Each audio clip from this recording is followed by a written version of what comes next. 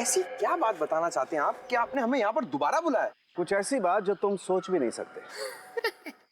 Sir वैसे तो ऐसी बहुत सारी बातें जो मैं सोच नहीं सकता, लेकिन आप बताइए ना, ऐसी कौन सी बात कहना चाहते हैं आप? पंकज, तुम्हारा खेल खत्म हो चुका है। हम तुम्हारा सारा राज जान गए हैं। खेल राज? ये क्या बात कर रहे हैं सर आप? बस सर नहीं खड़े रहना, नहीं तो गोली चल जाएगी। सर ये आप क्या कर रहे हैं सर? प्लीज गन नीचे करो। चुप। जस्ट कीप क्वाइट पूर्वी, जस्ट कीप क्वाइट। अब देखो पंकज, मैं तुम्हारे पेट पर गोली मारता हूं तो एक गोली तुम्हारे शरीर को चीरती हुई पेड़ पर ठीक वहीं जाकर के लगेगी जहां पर वो खून लगा हुआ है।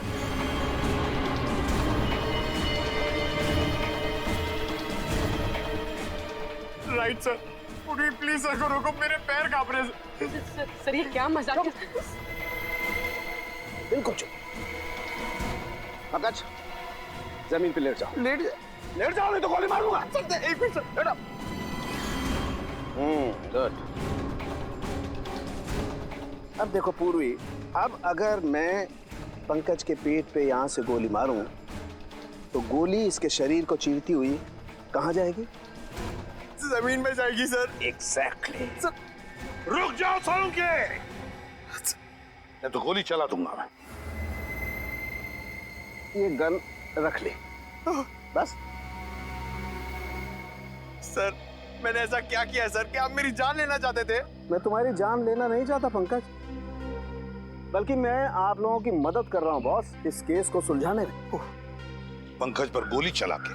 हाँ? गोली मारी तो नहीं ना बॉस? उस दिन हम लोगों को गोली शायद इसलिए नहीं मिली क्योंकि हम लोग सोच रहे थे खूनी ने वैष्णवी पर जब वो खड़ी थी तब गोली चलाई, जबकि हकीकत ये है कि खूनी ने वैष्णवी की लाश पर गोली चलाई जब वो पड़ी हुई थी यहाँ जमीन पर। क्या उसकी लाश पे गोली चलाई उसने? सब फिर तो शायद गोली जमीन के नीचे होगी।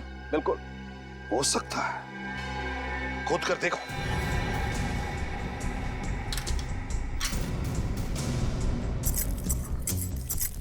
मतलब साळुंखे, ये खूनी हमें गुमराह कर रहा था। उसने गोली चलाई जिंदा वैष्णवी पर नहीं, वैष्णवी की लाश पर, और फिर उसके बाद में उसने उस पेड़ पर खून लगा दिया ताकि हमें लगे कि उसने जिंदा वैष्णवी पर गोली चलाई। सर गोली मिल गई। गोली मिल गई तो समझो खूनी भी मिल गया। वेरी गुड, फिर तो मिठाई खिलाओ यार। साळुंखे, पहली मिठाई तुझे खिलाऊंगा क्योंकि खूनी तेरा दोस्त धनंजय है। धनंजय। क्या बात कर रहे हो यार तुम? हाँ धनंजय, क्योंकि ये गोली उसी गन की है जो गन हमें धनंजय के घर में मिली थी, समझे? धनंजय की गन? लेकिन तुम धनंजय के घर कब गए? जब तुम धनंजय के साथ कॉफी शॉप में कॉफी पी रहे थे तब। रद्दिमान, तुम मेरे दोस्त पर शक कर और तुमने मुझे इस बारे में बताया क्यों नहीं? जरूरी नहीं समझा। चलिए सर, धनंजय को गिरफ्तार कर लेते हैं। हाँ, धनंजय को तो कभी भी अरेस्ट कर सकते हैं, लेकिन ये बात किसी को भी पता नहीं चलनी चाहिए। याद रखना साळुंखे।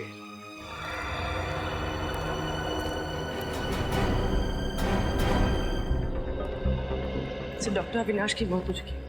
आपको लगता है उनके परिवार वाले वैष्णवी के बारे में जानते होंगे?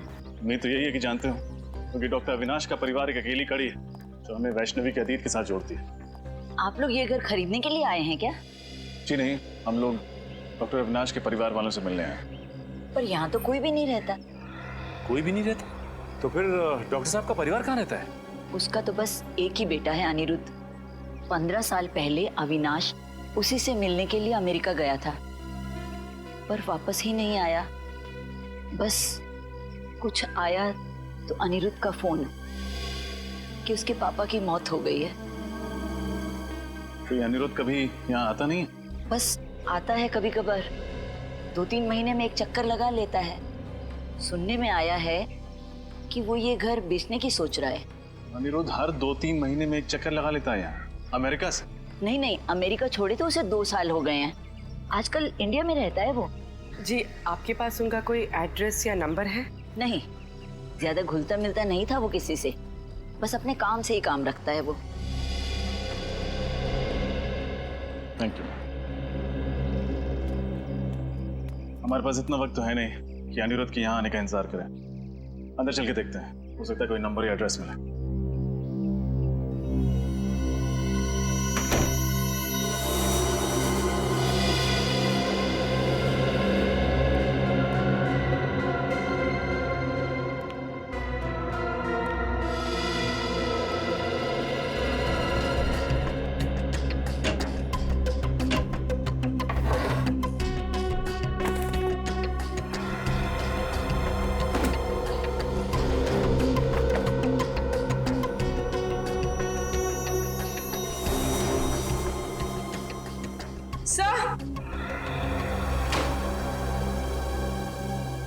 सर ये देखिए, मिस्टर अविनाश का पासपोर्ट।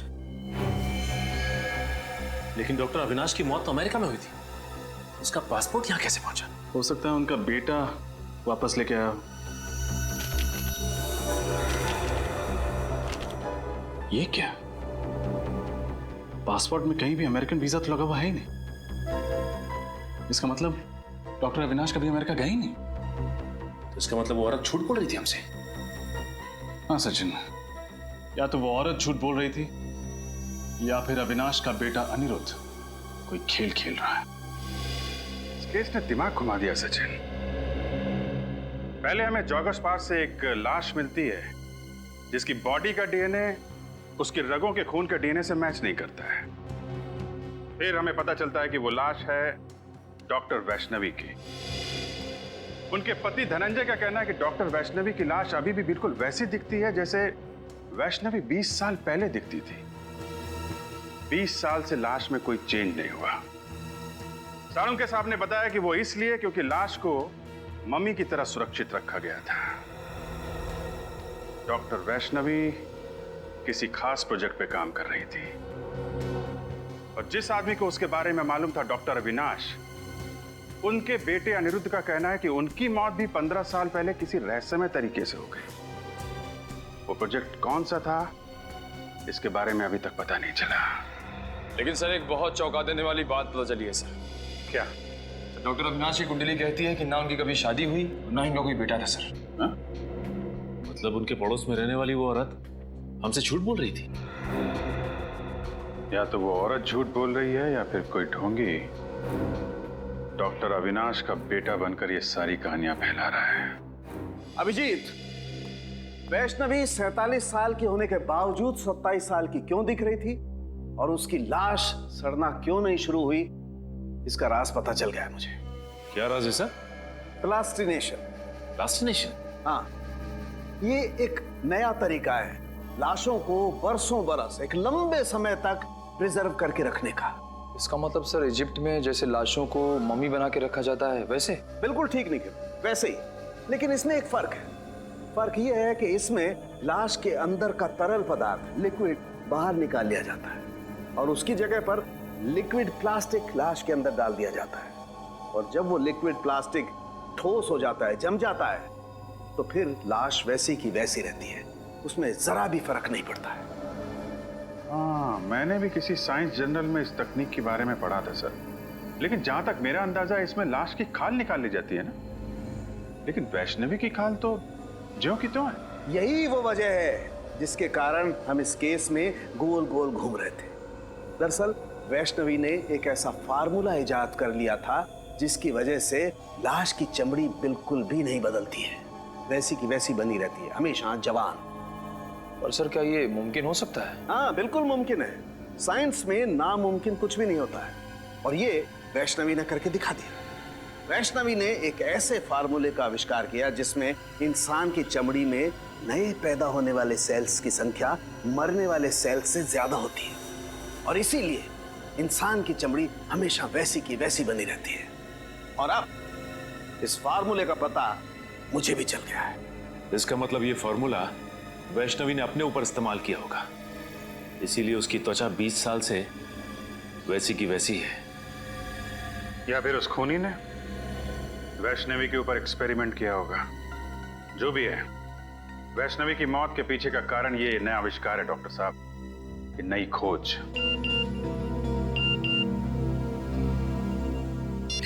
प्लीज सर जल्दी आइए, मैं खतरे में हूँ। तारिका, तारिका खतरे में। Come on. Tarika, Tarika, my God. Tarika, Tarika, Tarika, my God, इसकी नब्ज बहुत स्लो हो गई है यार। सर कुछ कीजिए ना। एक मिनट, मैं आता हूँ। तारिका, तारिका, तारिका, तारिका, उठो। तारिका, तारिका, तारिका, उठो। Are you okay? Are you okay? हाँ मैं ठीक हूँ। ये कैसे कैसे हुआ ये सब? वो भी कैंटीन से जब अंदर आए मैंने देखा कि वहाँ पे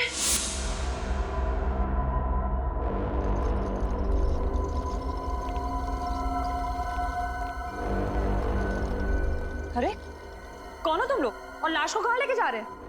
हम लोग जीके हॉस्पिटल से आए हैं। डॉक्टर सालुंके साहब ने हमें लाश को वहाँ के मोर्ग में लाने को कहा है। क्या? लेकिन मुझे तो कुछ नहीं बताया सालुंके सर ने इस बारे में। और ये फाइल का छुपा के ले जा रहे हो? सालुंके साहब ने फाइल भी मंगाई है। तो हम चलें? नहीं रुको, पहले मैं सर से एक बार बात कर लूं।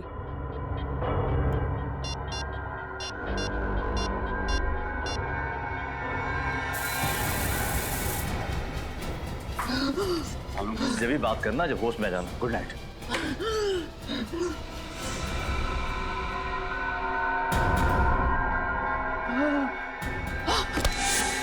सर ये बात समझ में नहीं आई, कोई लाश क्यों चुराएगा? सचिन, वैष्णवी की लाश को पार्क में फेंकना और फिर यहाँ लैब से चुरा ले जाना, ये सब एक प्लानिंग थी। प्लानिंग। खूनी वो फार्मूला चुराना चाहता है तो सालुंके साहब ने बड़ी मेहनत से इस लैब में तैयार किया था। मतलब सर जब वो खूनी फार्मूला नहीं बना पाया तो उसने ये सब हमें गुमराह करने के लिए किया। करेक्ट, हमें गुमराह कर रहा है वो। हम उसके जाल में फंसते चले गए। लेकिन खूनी को ये बात कैसे पता चल गई कि सालुंके सर फॉर्मूला बना चुके हैं?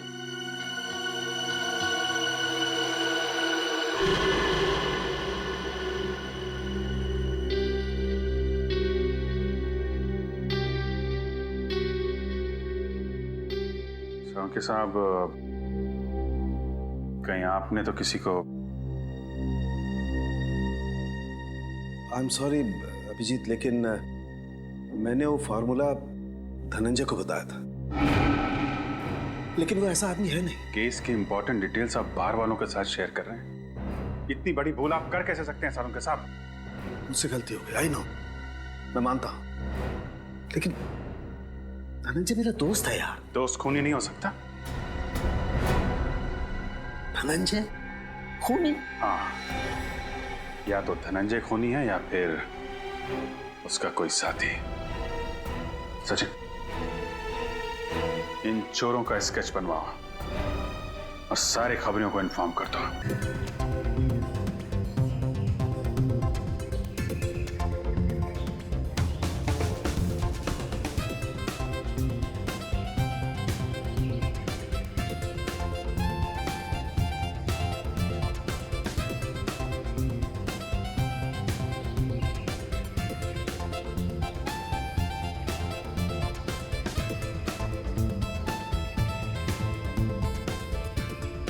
अरे क्या हुआ? रुक क्यों गए? बस आज के लिए इतना काफी है। इतनी जल्दी हार मान गए? अब उम्र भी तो हो गई है। हाँ, लगता है आखिरकार बुढ़ापे ने तुम्हें हरा ही दिया। चलो जूस पीते हैं। चलो। वैसे एक बात बताऊं, मैं तो अभी तक थका नहीं। मैंने तो तुम्हारे लिए झूठ बोला ताकि तुम्हें आराम मिल सके। हाँ हाँ, अब तो बहाने बनाओगे ही।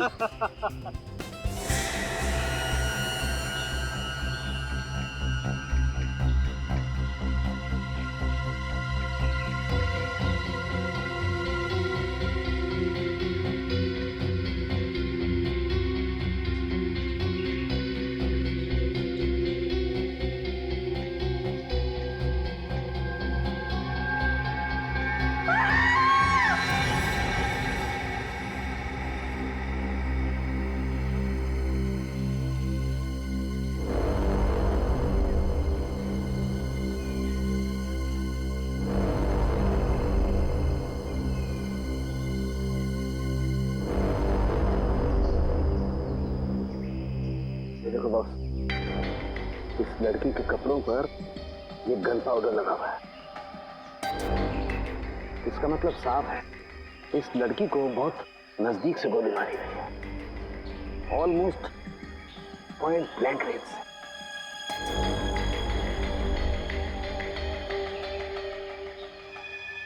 साळुंखे, यार एक बात अजीब है, जख्म के पास खून जमा क्यों नहीं? क्लॉटिंग क्यों नहीं हुआ खून का? यही बात मैं भी सोच रहा हूँ, ब्लड क्लॉटिंग क्यों नहीं है? Blood clotting sir? हाँ पंकज, ब्लड क्लॉटिंग। जब भी इंसान के शरीर में कहीं चोट लगती है तो दिमाग सिग्नल भेजता है चोट को ठीक करने के लिए, और इसलिए वो हिस्सा जहाँ पर चोट लगी है काला पड़ने लगता है, क्योंकि वहाँ पर खून जमा होने लगता है। इसी को ब्लड क्लॉटिंग कहते हैं। लेकिन यहाँ पर ब्लड क्लॉटिंग का कोई निशान क्यों नहीं है? पर सर, एक मरे हुए इंसान का दिमाग सिग्नल कैसे भेज सकता है? भेज सकता है पंकज, जरूर भेज सकता है, क्योंकि मरने के बाद भी कुछ देर तक इंसान का दिमाग जिंदा रहता है। वो पूरी कोशिश करता है चोट को ठीक करने की। थैंक यू सर, मुझे तो पता ही नहीं था। सर, हो सकता है इस लड़की को कोई बीमारी हो, इसी वजह से ब्लड क्लॉटिंग नहीं हुई। हाँ, हो सकता है पूरी, हो सकता है ये डायबिटीज या हीमोफीलिया की बीमार हो। ऑटोप्सी के बाद पता लगेगा। पूर्वी, पलटाओ इसे।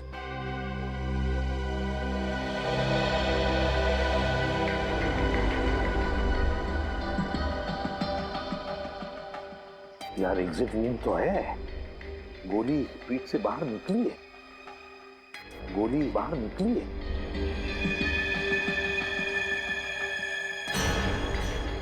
पूर्वी, पंकज, देखो वहां पर खून की छींटें हैं, देखो जरा अच्छी तरह से, गोली फंसी हुई है क्या? सर,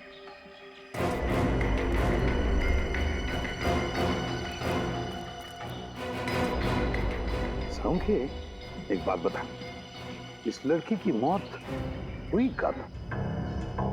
बस इसकी बॉडी में अभी तक राइगर मोर्टिस सेट नहीं हुआ, शरीर जकड़ना शुरू नहीं हुआ। इसका मतलब इसकी मौत ज्यादा से ज्यादा 3 घंटे पहले हुई होगी। मौत ज्यादा से ज्यादा 3 घंटे पहले? मतलब सुबह सुबह कोई इस लड़के को यहाँ पर लेकर आया, फिर इस पर गोली चलाई और यहां से निकल गया। वैसे इस पार्क में कोई वॉचमैन भी नहीं है, तो इस लड़की को किसी ने देखा भी नहीं होगा। साळुंखे, क्या हुआ? यार इस लड़की को देख के पता नहीं मुझे ऐसा क्यों लग रहा है जैसे मैंने इसे कहीं देखा है। तूने इस लड़की को देखा है? कहाँ देखा साळुंखे? कहाँ देखा है? याद नहीं आ रहा यार कहाँ देखा है, लेकिन मैंने इसे देखा है। याद कर, तेरी याददाश्त तो इतनी जबरदस्त है, फिर भी तुझे याद नहीं आ रहा। याद कर, दिमाग में जोर डाल जरा। पता नहीं, लेकिन मुझे ऐसा लगता है जैसे कई साल पहले मैंने इस लड़की को देखा है। कई साल पहले? इसकी बचपन में देखा है क्या? प्रद्युमन, बचपन में देखा होता तो मैं इसकी शक्ल कैसे पहचानता यार? साळुंखे, फिर ये है कौन? देख, इसकी आईडी भी हमें नहीं मिली है कौन बेचारी, ये तो पता चल जाता। सर, हाँ? सर अच्छी तरह से चेक कर लिया, कहीं पे कोई गोली नहीं। कहीं पर भी गोली नहीं मिली? नहीं सर। तो कहीं ये खूनी गोली लेकर तो नहीं गया?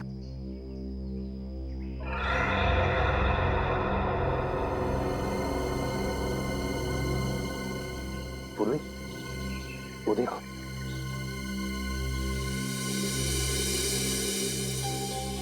Dress.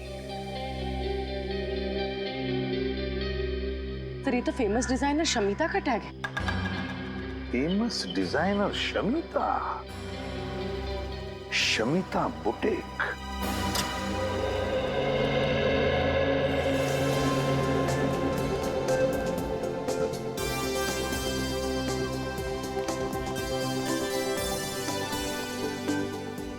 Welcome to Shamita's boutique.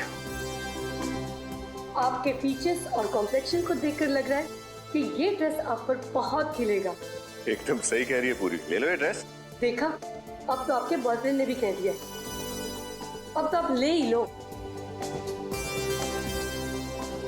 Madam, आपको कुछ दिखाना है। CID? I am so sorry, मैंने आपको पहचाना नहीं था। कोई बात नहीं, ये बैज तो आपने देख लिया। अभी टैग देखिए और बताइए, ये आप ही के बुटीक का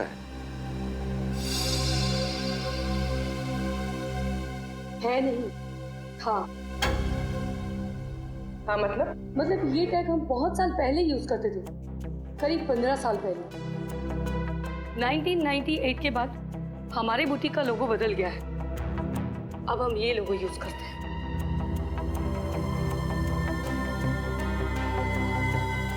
पंद्रह साल पुराना लोगो?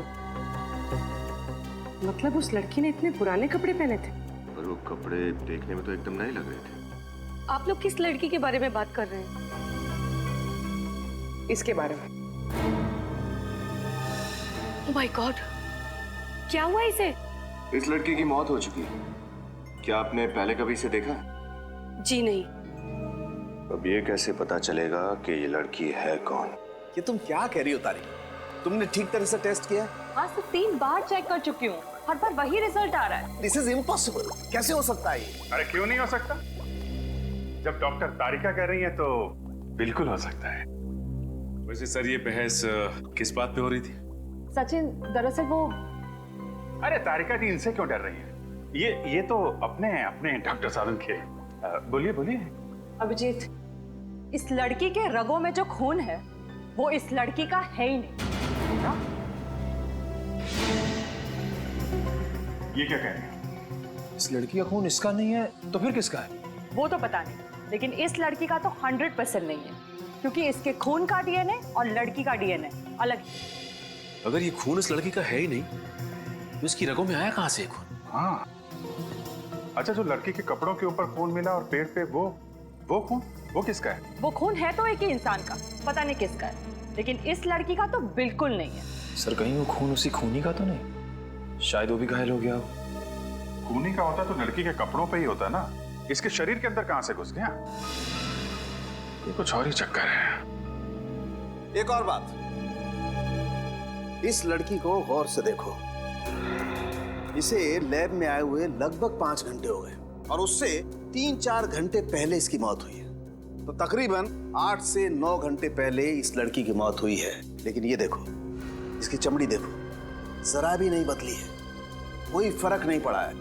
और देखो, ये इस लड़की का हाथ देखो, देख रहे हो, जरा भी रायगर मोर्टिस सेट नहीं हुआ है, बॉडी जरा भी नहीं जकड़ी है। और इसकी वजह अभी तक ढूंढ नहीं पाया हूं अभिजीत, लेकिन थोड़ा वक्त दो, मैं जरूर ढूंढ निकालूंगा कि आखिर इस सब की वजह क्या है। अच्छा डॉक्टर साहब, आप कह रहे थे कि इस लड़की को आप कुछ पहचानते हैं? हाँ। कुछ याद आया कौन है लड़की? नहीं यार, बहुत दिमाग लड़ाया लेकिन याद नहीं आ रहा है आखिर ये लड़की है कौन। कोई बात नहीं, कोई तो जानता होगा इसे। सर ये मेरी बीवी वैष्णवी। आपकी बीवी? Yes officer. पर इसे हुआ क्या है? धनंजय जी, वैष्णवी का खून हुआ है। क्या? किसने मारा इसे? वही पता लगा रहे हैं हम। लेकिन एक बात बताइए, आखिरी बार कब मिले थे आप वैष्णवी से? 20 साल पहले। 20 साल पहले? 20 साल पहले वैष्णवी गायब हुई थी। मैंने इसे कहां नहीं ढूंढा, हर पुलिस स्टेशन, हर अखबार, हर जगह। सॉरी।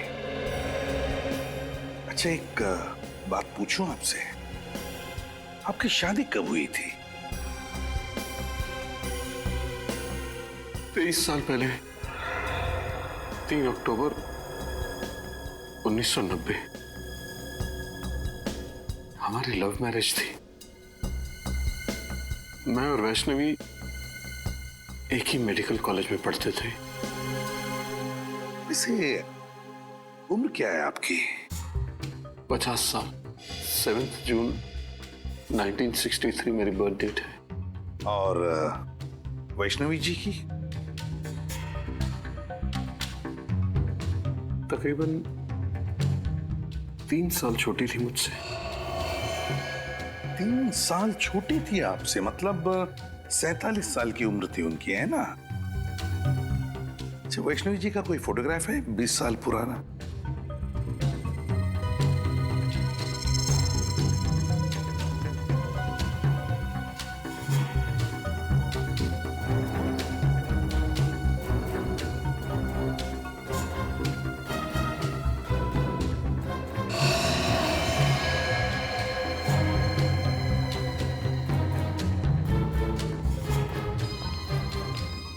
सर, वैष्णवी 20 साल पहले जैसी लगती थी, आज भी ठीक वैसी ही लगती है। हाँ सर, उम्र के साथ साथ इनके चेहरे में तो कोई बदलाव आया ही नहीं। वही तो है ना बड़ी अजीब बात। एक औरत जो 20 साल पहले जैसे दिखती थी, आज भी बिल्कुल वैसे ही दिखती है। ये कैसे? ये मम्मी है।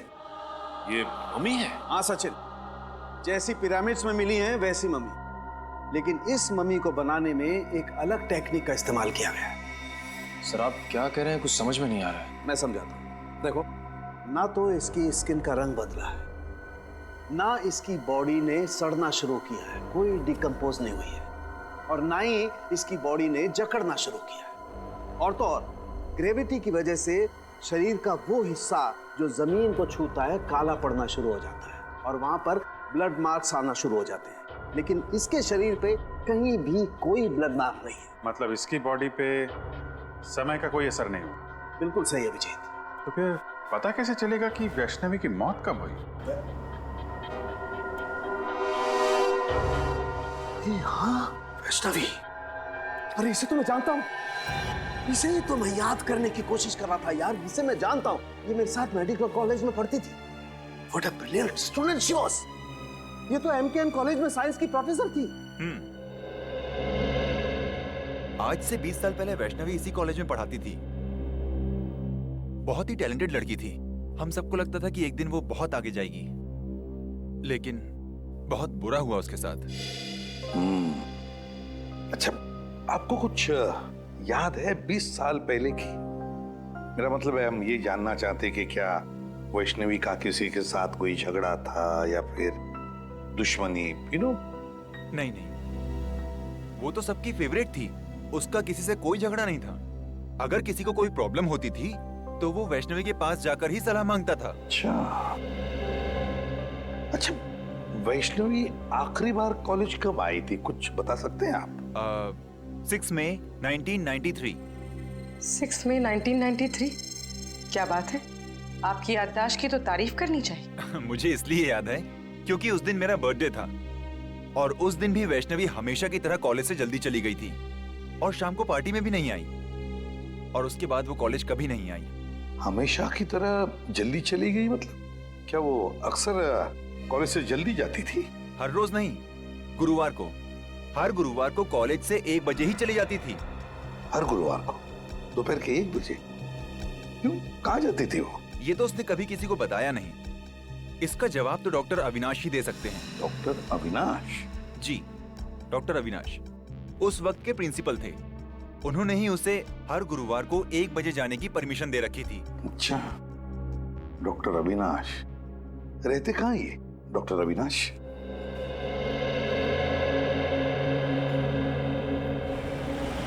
हाँ, ले दोस्त, कॉफी पी।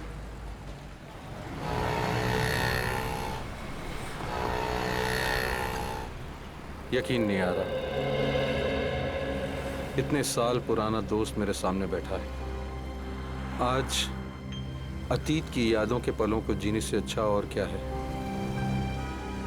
बात तू सही कह रहा धनंजय, लेकिन एक बात कहूं, अतीत की यादों में अपने आप को इतना भी नहीं जकड़ लेना चाहिए कि जिंदगी से घुटन होने लगे।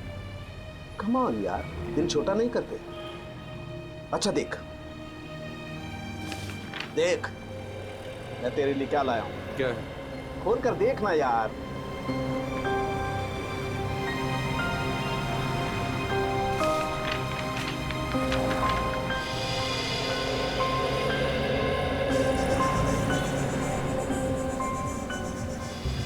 ये फोटो तो हमारे कॉलेज के एनुअल डे फंक्शन की है ना? एग्जैक्टली। तूने अब तक संभाल के रखी है? अरे संभाल के नहीं रखूंगा। तू और वैष्णवी मेरे सबसे करीबी दोस्त थे यार।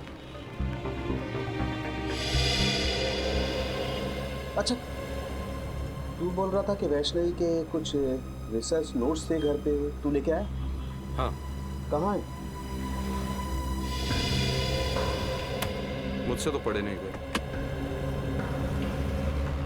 वैष्णवी की एक याद काफी है मेरी आंखें नम करने के लिए।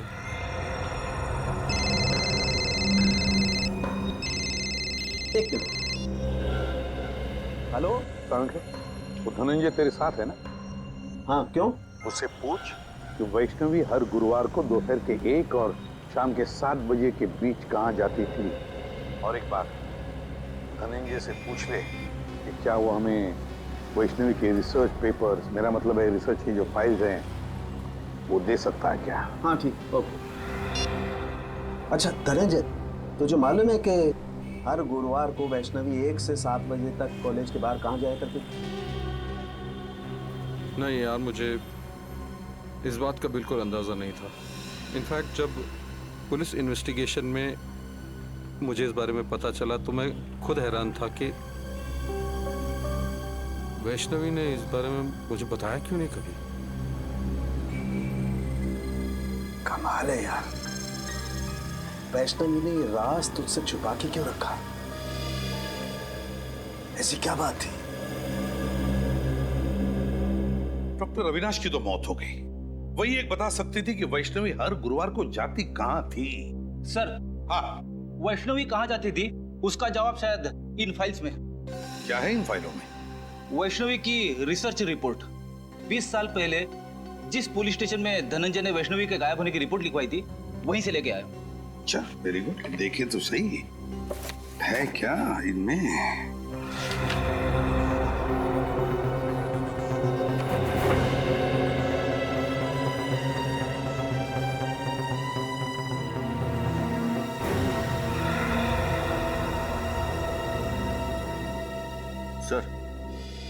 सर ये देखिए, वैष्णवी गायब होने से पहले 2 रिसर्च प्रोजेक्ट पर काम कर रही थी, एक पोस्टमार्टम और एक प्रीमार्टम। सर, पोस्टमार्टम के बारे में तो सुना है, जो सालुंके साहब लाशों के साथ करते।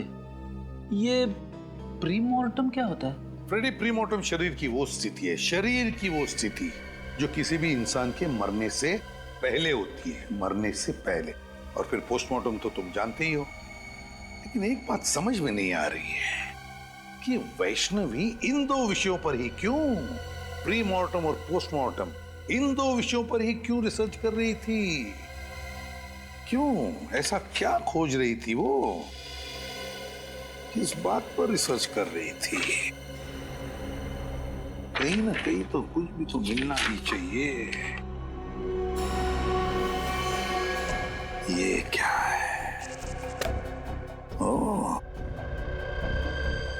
वैष्णवी ये रिसर्च कर रही थी, ये खोजने की कोशिश कर रही थी वैष्णवी, जिससे इंसान का शरीर अनश्वर रह सके, अनश्वर, इमॉर्टल, चिरंजीव।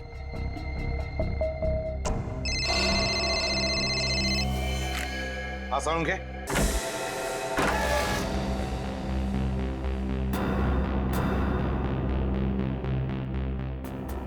कोना कोना छान मारो, हो सकता है धनंजय घर में ही छुपा हो।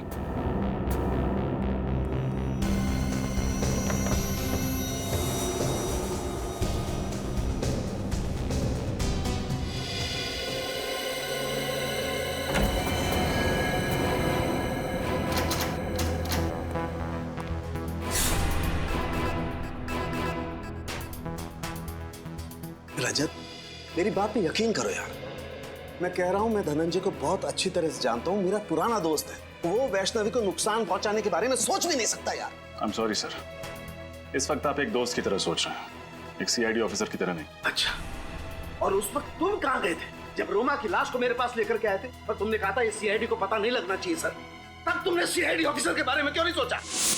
तुम्हें पता है रजत, सीआईडी को जब कोई लाश मिलती है तो सबसे पहले फॉरेंसिक लैब में आती है, और तुम उसे कहां ले गए? वहां प्राइवेट नर्सिंग होम में। सर आप इसे मेरा पागलपन समझिए या कमजोरी।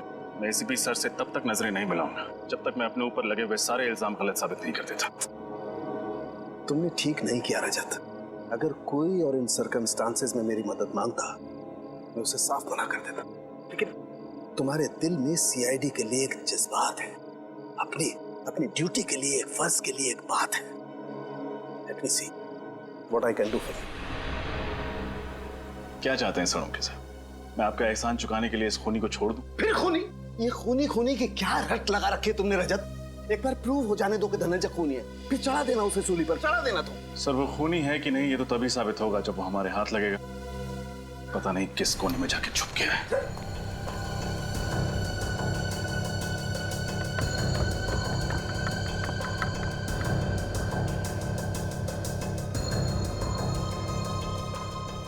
हाँ सचिन, कुछ मिला क्या? हाँ सर, ये देखिए चाय का मग और उल्टी रखी किताब। इसका मतलब कुछ देर पहले यहाँ बैठकर कोई किताब पढ़ रहा था। कोई और नहीं सचिन, जरूर धनंजय ही होगा। किसी ने उन्हें खबर कर दी होगी कि हम आने वाले हैं। बस भाग गया। क्या हुआ? तुम मेरी तरफ इस तरह से घूर के क्यों देख रहे हो? हाँ?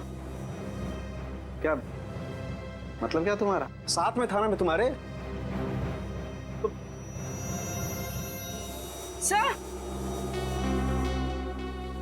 सर ये देखिए, टूटा हुआ वास।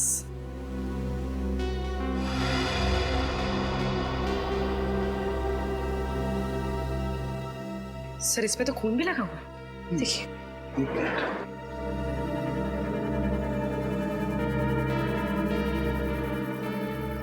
इस पे तो कुछ उंगलियों के निशान भी हैं।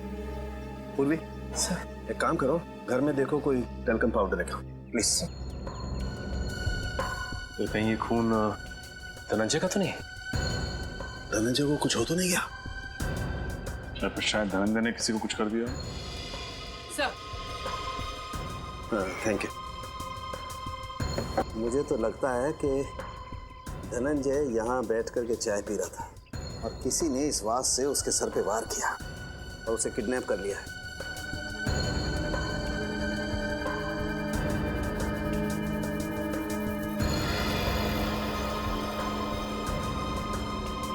अब इस फिंगरप्रिंट का फोटो ले लेते हैं। अब पुलिस रिकॉर्ड में मैच करके देखते हैं, पता चल जाएगा आखिर ये है कौन।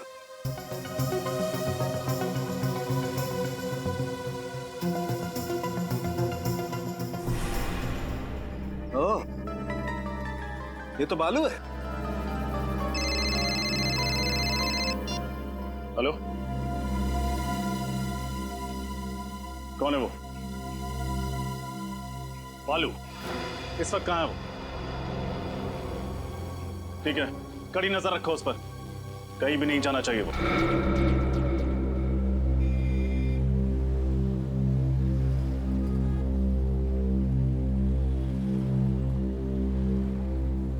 चलो भाई, तुम जाओ।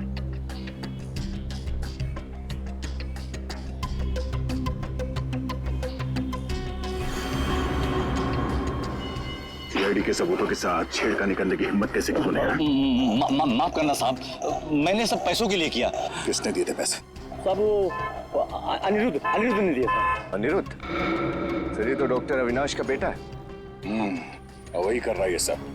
पहले अपने पिताजी के अमेरिका जाने की झूठी कहानी सुनाई और अब इनसे गैर कानूनी काम करवा रहा है। ठिकाना कहाँ है उस अनिरुद्ध का?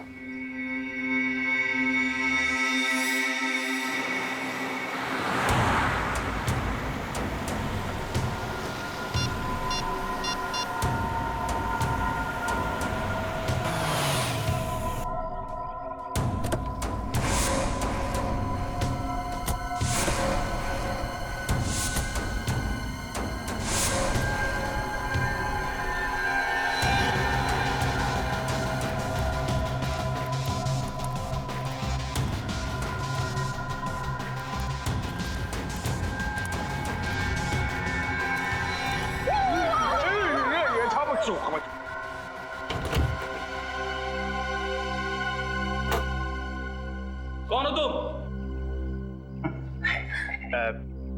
Trasformare Barfa. बफा? ये बाहर से आए हैं। ये है मिस्टर बफा और ये है मिस्टर चफाब। क्यों आया? महफूज की तरह जरफान होना चाहता हूँ। मूछ की तरह जवान होना चाहते हैं।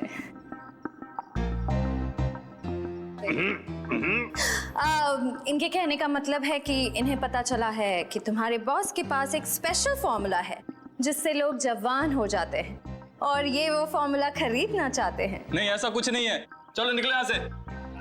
दरफात तरफोड़ के हरफात पे रख देंगे।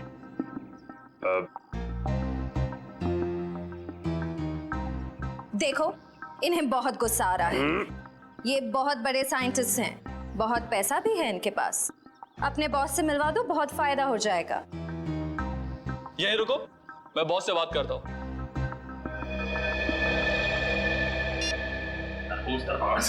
सर फोड़ने का नहीं, वेट करो तरफोड़ कंट्रोल।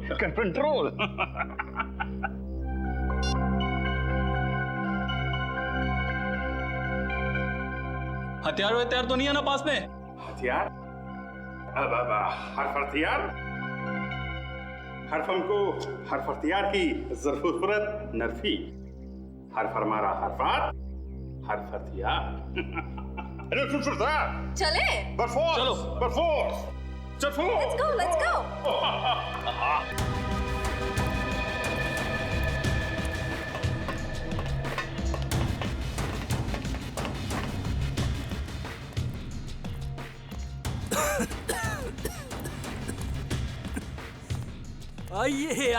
आइए।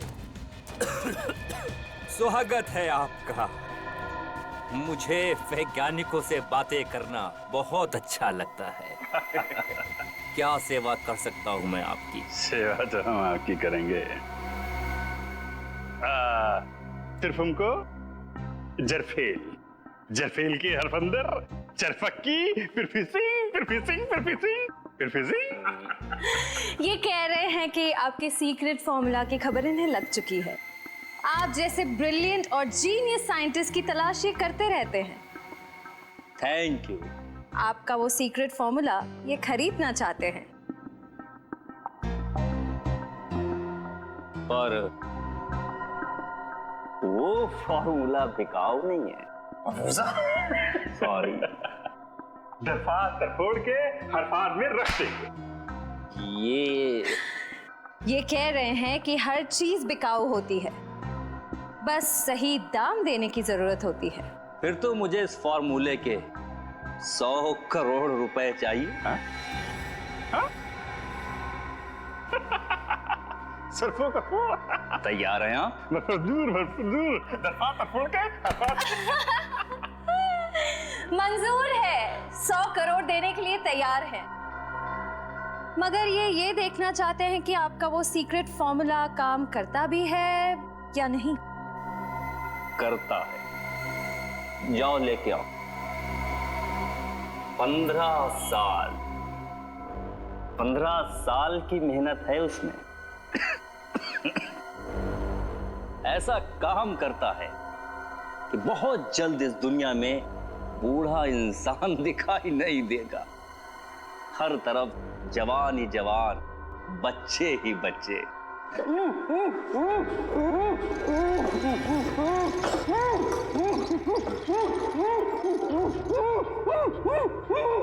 देखिए कैसे मैं इस 55 साल के आदमी को अपने सॉल्यूशन की मदद से 25 साल का नौजवान बना दूंगा।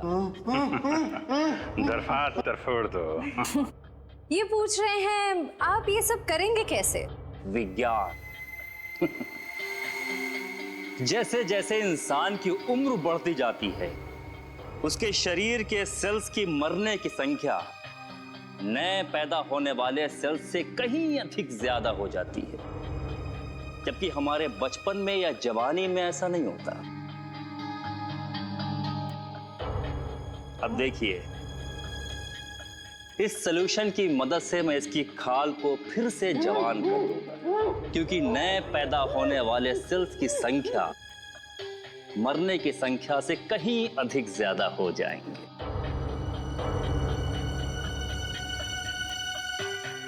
बस बस डॉक्टर अविनाश, समझ में आ गया आपकी जवानी का राज। ये हिंदी कैसे बोलने लगे? हिंदुस्तानी है तो हिंदी तो बोलेंगे ही डॉक्टर अविनाश। सीआईडी? पकड़ो इसे!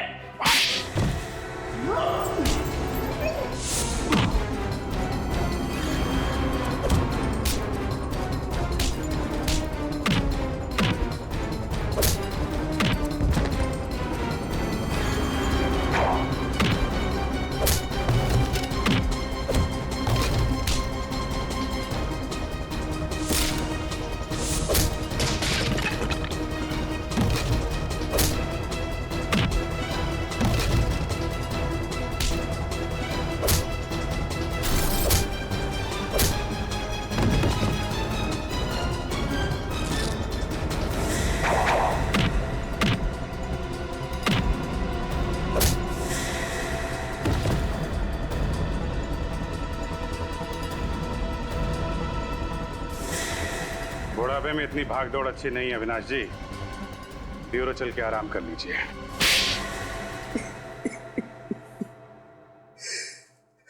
वैष्णवी के रिसर्च के बारे में सिर्फ मैं ही जानता था। ये रिसर्च उसके लिए इतनी अहम थी कि उसने डॉक्टर धनंजय को भी उसके बारे में नहीं बताया था। और तुमने क्या किया? विश्वासघात, वैष्णवी का विश्वासघात किया तुमने उस फॉर्मूले के लिए जिसके लिए उसने बरसों तक मेहनत की थी। लेकिन सर, पर कोई भी रिसर्च बिना पैसे के पूरी नहीं होती सर। उसके एक्सपेरिमेंट का सारा खर्चा मैंने उठाया था। उसे खुफिया लैब बना के दी ताकि वो बिना किसी रोक टोक के पूरी शिद्दत और मेहनत से अपने जुनून में सफल हो सके। और जब वैष्णवी सफल हो गई तो तुम लालची हो गए। तुमने सोचा क्यों ना वो फॉर्मूला लेकर नाम और पैसा खुद ही कमा लूं, है ना? लेकिन जब उसने फॉर्मूला देने से मना कर दिया तो मैंने उसे मार डाला और उसी को लाश को प्लास्टिनेट करके उसी पर एक्सपेरिमेंट करने लगा। एक्सपेरिमेंट क्यों? वैष्णवी की मौत के बाद फॉर्मूला तुम्हारे हाथ नहीं लगा? नहीं, क्योंकि उसने मरने से पहले वो कागज को नष्ट कर दिया था। मैं 20 साल तक नाक रगड़ता रहा, लेकिन वो केमिकल मुझसे नहीं बनी। ओ, एक और सफलता।